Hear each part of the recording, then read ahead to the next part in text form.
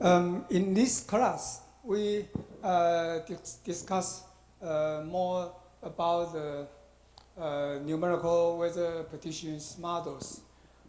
These are the mathematical models which are used for conducting the daily, weekly, monthly, or even long-term weather predictions. And then you may learn already that the IPCC has conducted climate reviews. And the previous review, IPCC, the sixth climate review, was done in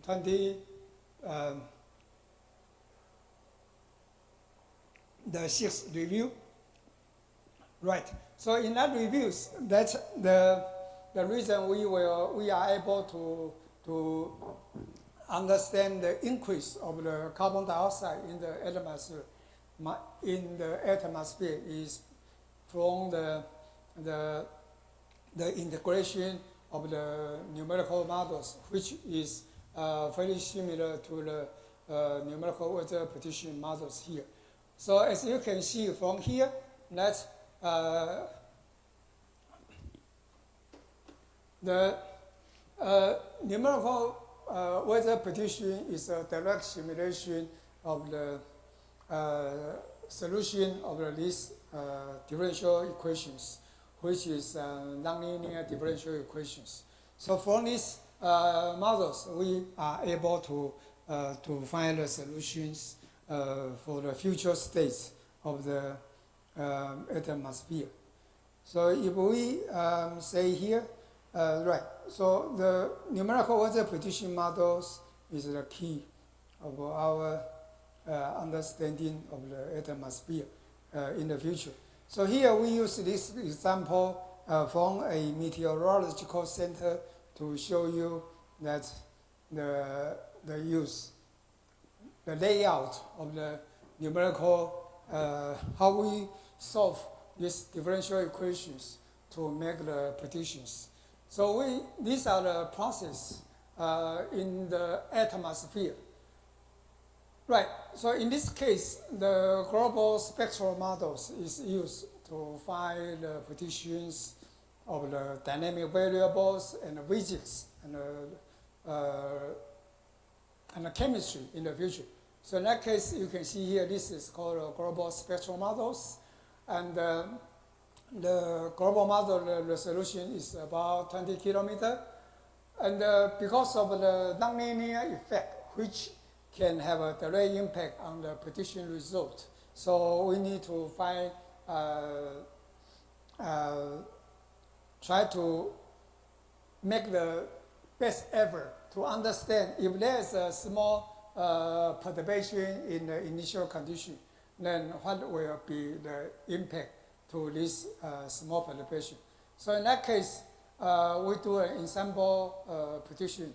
The ensemble means for the initial conditions, we make a small perturbation, then we run the integration of these prediction equations. Then from various of the variation of the initial condition, we can make an average. This is called the ensemble prediction systems for 1 week. And this is for the daily, 4 times daily operations. So it can be run as a higher resolution. But for this 1 week ensemble prediction, because you need to run the models with various initial conditions, and also the integration time is much longer. So it is impossible to run at such high resolution. So we run it as this resolution, so that lower resolution, 55 kilometers, so that we are able to do to complete the integration in time to issue the weekly prediction result. And the next one is what we call the 1 month ensemble prediction systems. These are the predictions which is to run for, say, for 1 month, even longer. And this is called a monthly long-term prediction. And long-term prediction and resolution is even higher. So you can see here, which is 110 kilometers. Because the time to do the integration is much longer, so that we are limited by the computational resource we have. So we can only be able to run the simulations or the prediction as much cost resolutions. And this is the top of the model layer at 0.1 hectare per scale, which is close to 30 or to 40 kilometers, depends on the locations. And vertically, we have 60 layers. So we divided the atmosphere from the troposphere to the stratosphere into the 60 layers. And at each layer, we do the integrations to solve the dynamic equations and the physics and the radiations. This is a schematic diagram showing you that for this case, we have a 20 kilometer resolution of the forecast systems. So here, this is a 20 kilo resolution. So we find the predictions, the variable as the center of the model grids. Then by combining all of the the solutions from each grid, this is horizontally and vertically, we are able to understand the future state of the atmosphere. This is the central point of the key of the numerical weather predictions. So here you can see, right, the sample size is 51 for the seasonal 1 month integration. They have 50 initial conditions, then do an average. The other one, which is very important, is the typhoon in sample prediction systems. Typhoon is a very important weather process which can have a very severe impact to the society, just like the frontal systems and the cold surge. They have a very big impact, and a typhoon can bring huge rainfall. So to actually accurately predict the path of the typhoon is very important. So you can see here that in order to minimize the effect from the uncertainty in the initial conditions, we need to have also to run these ensemble predictions. Typhoons are created. The genesis of typhoon are from the tropical western Pacific over the oceans. So the observational data over the ocean are very limited. That limited observation, it is very difficult. So currently we are able to observe the typhoon over the oceanic atmosphere through the remote sensing, such as satellite data, which is very important.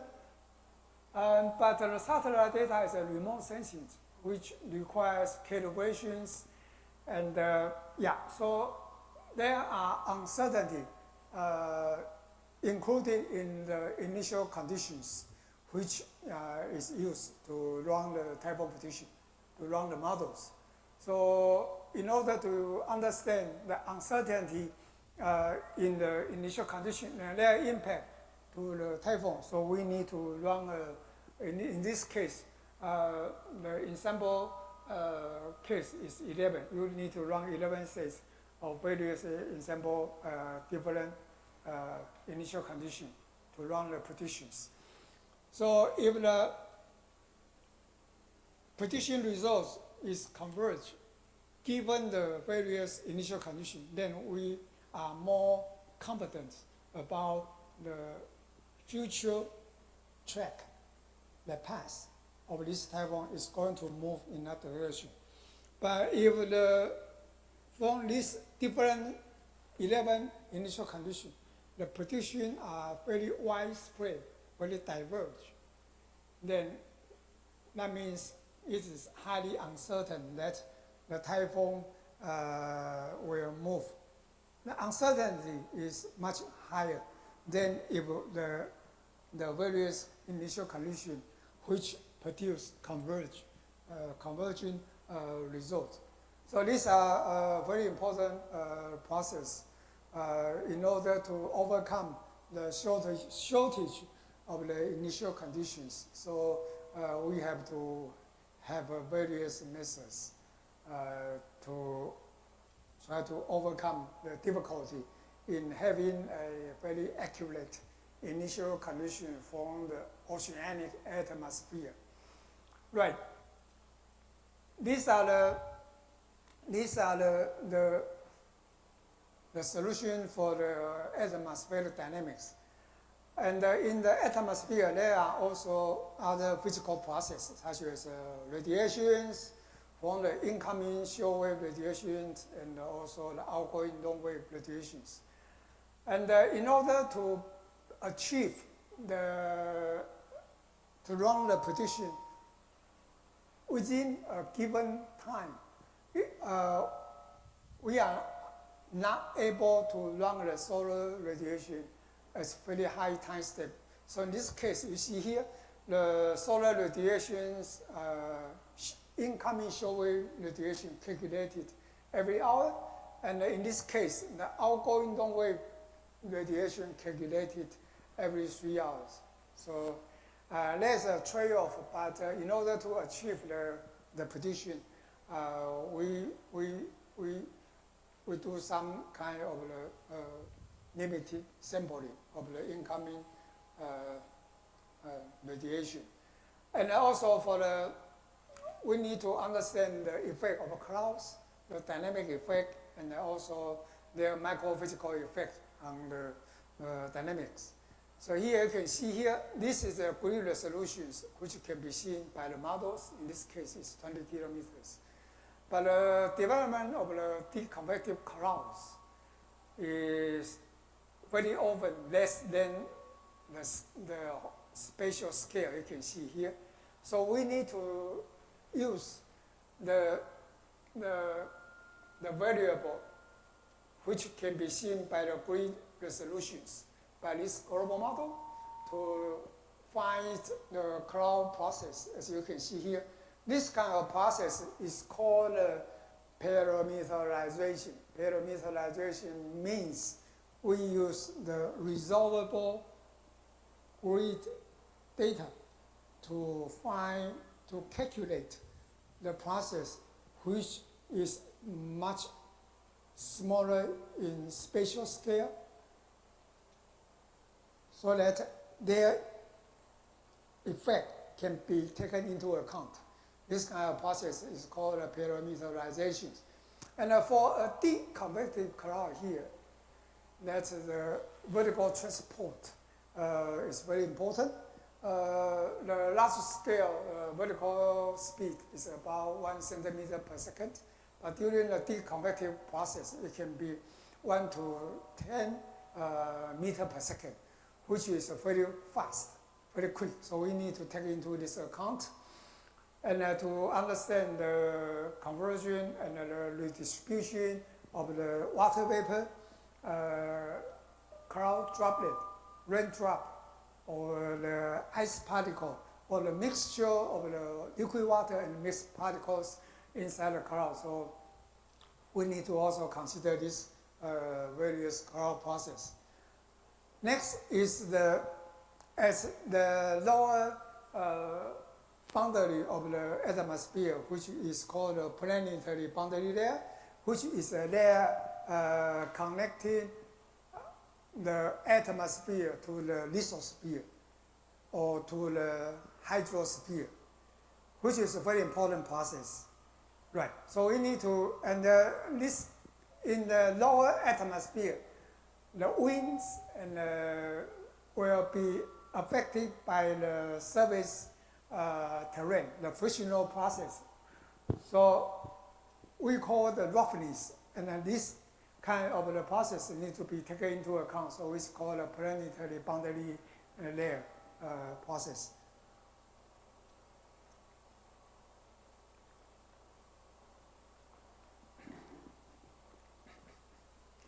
And the atmosphere in the Earth system, it does not act alone. The atmosphere interacted with the lower boundary, which is the lithosphere or the hydrosphere. So the process which link or the atmosphere to the lithosphere, or which link the atmosphere to the hydrosphere, is called coupling, or we say the interaction between the atmosphere and the ocean, or between the atmosphere and the lithosphere. And this kind of the coupling process is from the fluxes. The fluxes means the transport, the vertical transport of the chemical species, such as water vapor, carbon dioxide, sulfur species, which are very important, and also all the other chemical species. And this kind of coupling process is very, very important if we want to predict the weather in a longer time scale, from 1 week to 1 month or to a season. We need to understand the impact of the lower boundary layer. And so this kind of coupling process is very important. A very typical and a very good example of this kind of process is called between the ocean and the atmosphere is called El Nino and the southern oscillations. El Nino concerns about the change of the sea surface water in the eastern tropical Pacific. The southern oscillation describe the change, the variation of the pressure over the southern hemisphere due to, with respect to the change of the eastern tropical surface temperature. And in order to predict this kind of El Nino southern oscillation, or we call it ENSOT, we need to be able to solve this kind of surface process. The fluxes between the atmosphere, from the atmosphere to the ocean, and also from the ocean to the atmosphere. And the ocean absorption of the carbon dioxide in the atmosphere has played a very, very significant role in absorbing the anthropogenic carbon dioxide emission each year, even now, today, into the atmosphere, and which has a big impact to our Earth's environment now and also in the future. And also the ocean play a very significant role in regulating the weather and climate. So these are very important and area and in research and also in the applications. And also the effect of the terrain, the mountain and the deep convections, they can produce vertically transported wave in the vertical directions, which have an impact on the wind in the upper troposphere and also sometimes in the lower stratosphere. So these are the physical and the dynamical processes which happen all the time in the atmosphere. In order to do the prediction, we need to take into account of this kind of the physical process. Finally, is but not the least, is the surface process, which is the biosphere. Biosphere is very important from the vegetation, and the vegetation, they can absorb carbon dioxide in the atmosphere. But during the growing season over the northern hemisphere, but during the, from the late autumn to the winter, the leaf, when they drop and they will decay, they will release the carbon dioxide back to in the atmosphere. So this kind of the cycles regulated by the vegetation behavior is very important.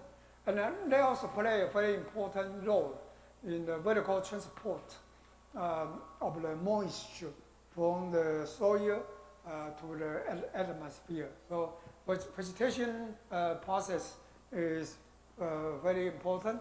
And so here you can see that numerical weather predictions are very complicated, and we need to take into account the dynamic process and also the physics and the radiations, the boundary layers, and the coupling between the lower atmosphere and the upper atmosphere, and also between the surface biosphere. And in order to solve this kind of numerical systems, we use the numerical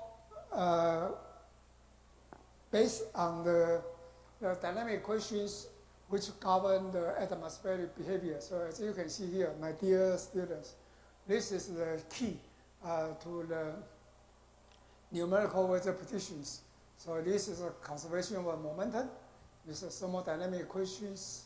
This is the water vapor equations, and this is a continuity equation. So as you can see here, what you have learned in the university, in the introduction to dynamic meteorology, weather analysis, and computer programming language, and also numerical analysis, applied mathematics or engineering mathematics, all over this learning and knowledge and technique will enable you to find a solution. And only when we are able to find a solution for this equation can work for us. Otherwise, they are just equations, and they cannot do many good things for us. But in order to solve this set of differential equations, we need to use the numerical methods to find the solution to solve it. So this is the very key important points of our course. This semester, we will use the numerical methods to find a solution of this equation.